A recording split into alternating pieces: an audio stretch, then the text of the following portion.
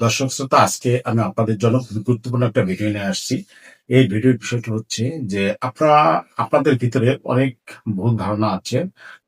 আমি মনে করি যে অনেক সময় আপনাদের ভিতরে স্বামী-স্ত্রীর ভিতরে এই বিষয় নিয়ে বিভিন্ন ধরনের ঝই ঝামেলা এবং গ্যাঞ্জাম হয়।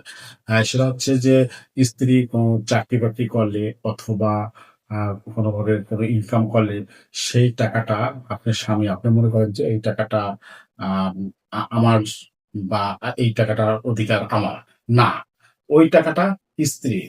ওই টাকাটা স্ত্রী ইনকাম করে, স্ত্রীর চাকরি স্ত্রী স্বাধীনভাবে ওই টাকাটা খরচ করতে পারবে। সে ইচ্ছা করলে তার বাবা-মার পিছনে খরচ করতে পারবে। তার এবং কি সে যদি ইচ্ছা করে আপনার সময় আপনার জন্য খরচ করতে পারবে, আপনার তার ছেলেমেয়ের জন্য খরচ করতে পারবে।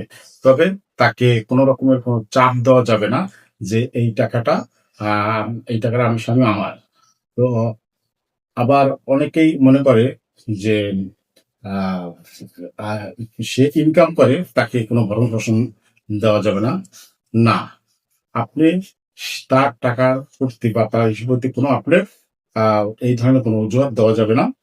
আ যেমন মুসলিম পারিবারিক আইন ১৯৬১ সালের ৯ ধারায় স্পষ্টভাবে উল্লেখ আছে যে, আপনার স্বামী আপনার স্ত্রী যত টাকা ইনকাম করুক, আপনাকে আপনার স্ত্রীর ভরণ-পোষণ দিতে হবে।